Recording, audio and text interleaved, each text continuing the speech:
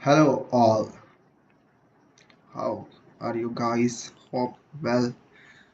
So, I'm from Space Station, and today we will see another question, and which is so let's read question with me. So, you are developing a program for a finance company that needs to calculate the monthly payment on a loan. Okay. Complete the given C program that takes the principal amount, annual interest rate in percentage, and the number of months to repay the loan as input, and print the monthly payment EMI using the following formula. Okay, so formula is given here, and the input format, output format is also given, and the sample input and output is also given here, and there is a note also,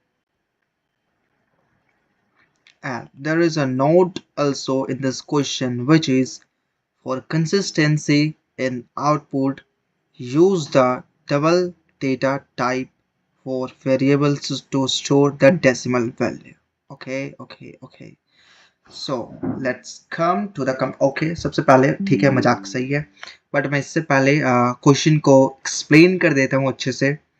तो वो ये है कि हमें एक ऐसा programme बनाना है सी language में। इस क्वेश्चन में लिखा है complete the given C program. Okay, मतलब सी प्रोग्राम में हमें एक ऐसा प्रोग्राम बनाना है, एक ऐसा कोड लिखना है जिसके हेल्प से हम उस फाइनेंस कंपनी को कितना ईएमआई मिलने वाला है या उसे पे करे जाने वाला है वो हम कैलकुलेट कर सके। तो यहाँ इनपुट फॉर्मेट दिया हुआ है, उसके अकॉर्डिंग हम अपना कोड को लिखेंगे और आउटपुट फॉर्मेट भी दिया हुआ है। तो स्टार्ट करते हैं। सबसे पहले कोडिंग में सी लैंग्वेज में हम क्या करते हैं कि हेडर फाइल रहता है हमारा। तो हेडर फाइल क्या है, include studio.h लिखते हैं उसे।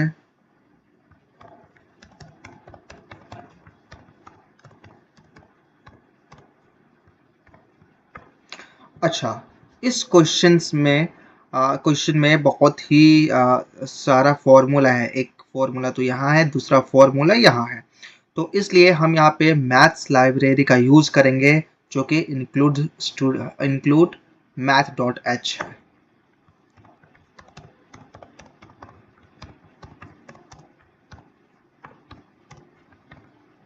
हो गया, उसके बाद मेन फंक्शन आ जाएगा, इंट मेन। अब हमें जो है क्वेश्चन में यहाँ जरा देखना, इनपुट फॉर्मेट में क्या लिखा है कि हमें प्रिंसिपल लेना है और एनुअल इंटरेस्ट रेट लेना है और ये नंबर ऑफ मंथ्स लेना है। तो फर्स्ट ऑफ ऑल जो फर्स्ट लाइन है वो the principal amount as double value, यानी कि हम डबल वैल्यू में प्रिंसिपल अमाउंट को लेंगे। ठीक है। सेकेंड लाइन में जो है वो एनुअल इंटरेस्ट रेट लेना है in percentage as double value. ठीक है, सेकेंड लाइन भी डबल वैल्यू में होना चाहिए, but third line should be in integer value, यानी कि फर्स्ट और सेकेंड लाइन को हमें डबल वैल्यू में रखना है और थर्ड लाइन को इंटीजर वैल्यू में रखना है। ठीक है, डिफाइन करते हैं यहाँ पे प्रिंसिपल के लिए P और एनुअल रेट के लिए कैपिटल R। अच्छा, अब इस क्वेश्चन में ये देखो कि P जो है वो प्रिंसिपल है हमारे लोन अमाउंट का, तो मैं सिर्फ P लिखूंगा, पूरा प्रिंसिपल उतना लंबा मैं नहीं लिखने वाला। तुम्हें अगर लिखना है तुम बिल्कुल लिख सकते हो, बट मैं सिर्फ P लिखूंगा क्योंकि ये ऑलरेडी क्वेश्चन में भी दे के रखा है। R जो है वो एनुअल इंटरेस्ट रेट है, सेम मैंने वही डिफाइन किया है। ये जो स्मॉल r है ये मंथली इंटरेस्ट रेट है और कैपिटल R जो है वो एनुअल इंटरेस्ट रेट है।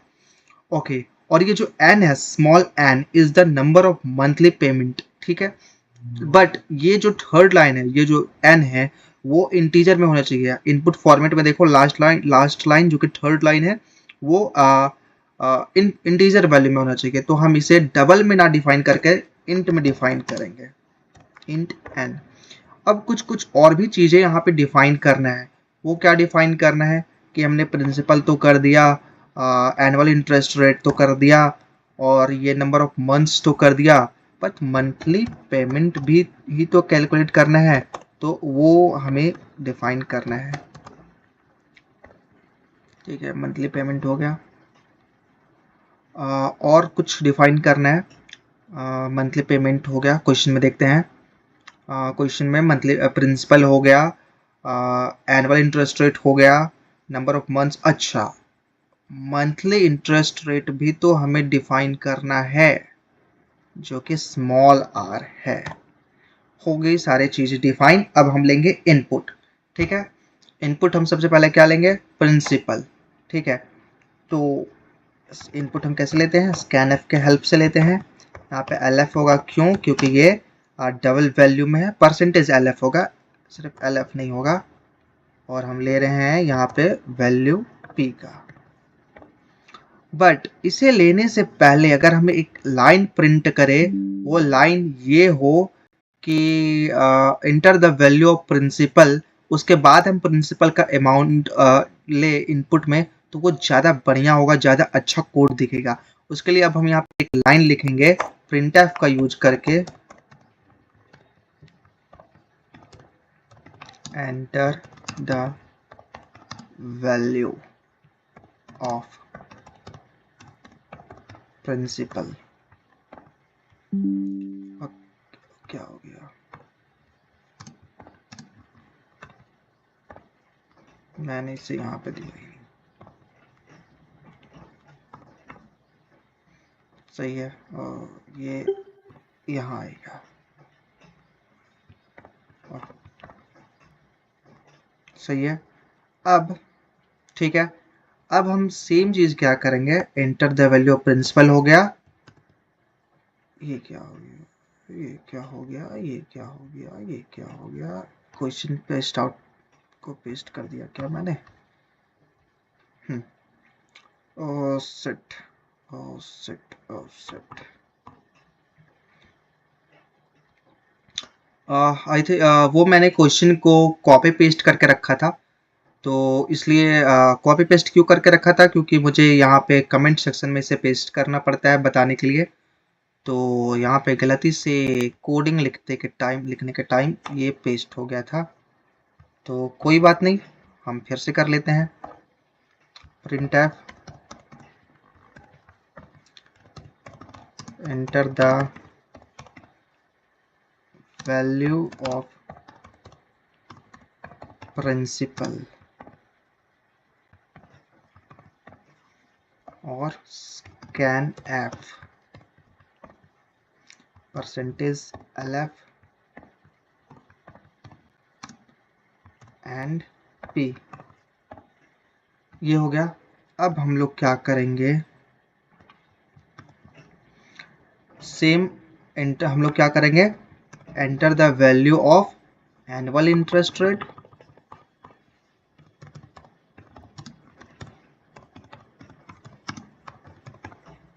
ठीक है। फिर हम लोग सेम क्या करेंगे? Enter the value of number of months to repay, number of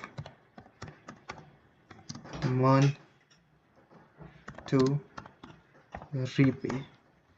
ठीक है, तो ये तो हो गया, बट इस लाइन को प्रिंट करने के बाद हमें से इनपुट भी लेना है। तो अब हम इनपुट लेंगे किसे? एनुअल इंटरेस्ट रेट को, जो कि हमारा कैपिटल आर है, कैपिटल आर है। और इसके बाद हम लोग इनपुट लेंगे अपना नंबर ऑफ मंथ्स, जो कि इंट वैल्यू में है, तो यहाँ पे परसेंटेज एल एफ ना हो करके परसेंटेज डी हो जाएगा, और यहाँ पे आ जाएगा स्मॉल एन। सही है। तो अभी तक हम लोगों ने क्या किया कि हम लोगों ने इनपुट ले लिया, प्रिंसिपल को इनपुट लिया, जो कि इस क्वेश्चन में ऑलरेडी दे के रखा था। क्वेश्चन में जो इनपुट का फॉर्मेट था वो हम लोगों ने कंप्लीट कर लिया। फर्स्ट लाइन क्या था? The principal amount as double value. देखो यहाँ पे फर्स्ट लाइन वही है, enter the value of principal, जो कि डबल में है। अच्छा, सेकेंड लाइन चेक करो क्या था? Annual interest rate in percentage as double value. Same हमने सेकेंड लाइन पे वही किया है। ये देखो सेकेंड लाइन क्या है? Enter the value of annual interest rate जो कि डबल में है। थर्ड लाइन इसने क्या बोला था कि number of months to repay as the loan as integer value. तो थर्ड लाइन में हमने वही किया है, enter the value of number of months to repay जो कि इंटीजर वैल्यू में परसेंटेज डी, ठीक है, मैंने डिफाइन भी इसे इंट में किया है। अब हमें क्या करना है, फिर से क्वेश्चन में आ जाओ और क्वेश्चन में देखो जो मंथली रेट का फॉर्मूला दे के रखा है स्मॉल आर का, हम इनपुट में एनुअल रेट ले रहे हैं, लेकिन हमें मंथली रेट का यूज करना है मंथली पेमेंट के लिए, इसलिए हम लोग मंथली रेट को पहले डिफाइन करेंगे जो कि ऑलरेडी क्वेश्चन में पहले से गिवन है। अब हम लोग मंथली पेमेंट पे चलेंगे और मंथली पेमेंट को हम डायरेक्टली कॉपी पेस्ट करेंगे तो ये एरर आएगा। एरर इसलिए आएगा, मैं बताता हूँ किस लिए आ रहा है। हमने यहाँ पे देखो इंक्लूड math.h का यूज किया है ना, पता है क्यों?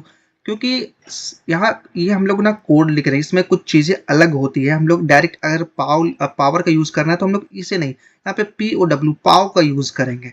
और एक चीज और बताऊं कि ऐसे हम लोग अलग अलग किसी चीज को डिफाइन नहीं कर सकते। ये मंथली पेमेंट है तो मैंने जो डिफाइन किया मुझे सेम वही लिखना होगा। अगर मैं अलग लिखूंगा तो वो गलत हो जाएगा। तो ठीक है, जैसे मैंने ऊपर में डिफाइन किया है वैसे ही मैं कर देता हूँ। तो ये हो गया मंथली पेमेंट। अब हम क्या करेंगे, P यहाँ पे देखो कैपिटल में है, लेकिन ऊपर मैंने जो डिफाइन किया है वो स्मॉल में डिफाइन किया है, तो यहाँ पे स्मॉल में आ जाएगा। और हम लोग यहाँ पे यूज करेंगे पाव का, पाव मतलब कि पावर, और यहाँ पे ये नहीं आ करके ये आ जाएगा क्योंकि हम लोग पाव का यूज कर रहे हैं, और यहाँ पे हो जाएगा डबल ब्रैकेट। सही है। सो मैं इसे कट करके फिर से लिखता हूँ, I don't know what's the issue. Okay, so हो गया, और यहाँ एक और ब्रैकेट आएगा। अब नीचे वाले लाइन पे चलते हैं। मैंने जैसे यहाँ पे बताया हम यहाँ पे यूज करेंगे पाव का। हम ऐसे एरो से पाव को नहीं डिफाइन करने वाले, इसके लिए यहाँ पे कॉमा आ जाएगा, और फाइनली इसे हम एक ब्रैकेट में बंद करेंगे। तो ये हमारा सही है, इसे एक और ब्रैकेट चाहिए, and now it is defined. यहाँ एक और ब्रैकेट आ जाएगा। So is it okay now? यहाँ पे दो दो ब्रैकेट क्यों? हाँ, सो अब सही है सारी चीजें। अब हमें फाइनली क्या करना है, आउटपुट में इस मंथली पेमेंट को प्रिंट करना है, तो वही करते हैं, print F. So the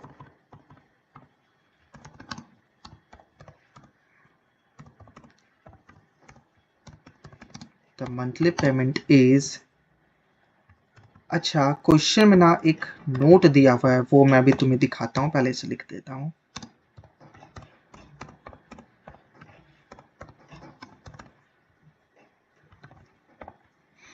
note पता है क्वेश्चन में क्या दिया है? लास्ट में देखो नोट में क्या लिखा है ना, कि for consistency in the output, okay, use double data type for variable to store decimal value.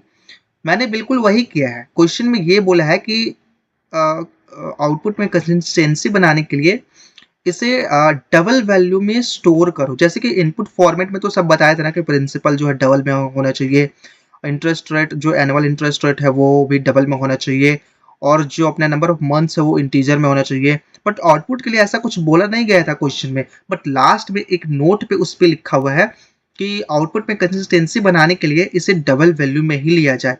But decimal में जो यहाँ फॉर्मेट देखो, input format sorry sample input देखो और आउटपुट देखो, ये डेसिमल में नहीं है। तो अब वैल्यू हमारा डेसिमल में ना आए उसके लिए हम अभी मैं पहले इसे ऐसे ही रन करके दिखाता हूँ, ठीक है, फिर देखो ज्यादा मजा आएगा।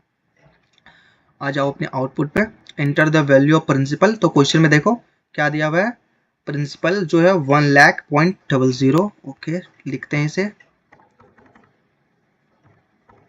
0.00, enter. Enter the value of annual interest rate. तो क्वेश्चन में क्या दे के रखा है, 8.50 है, 8.50 डालो, 8.50, enter. Enter the value of number of months to repay. तो क्वेश्चन में क्या दे के रखा है, 36, ठीक है, 36 लिखते हैं हम लोग, एंटर।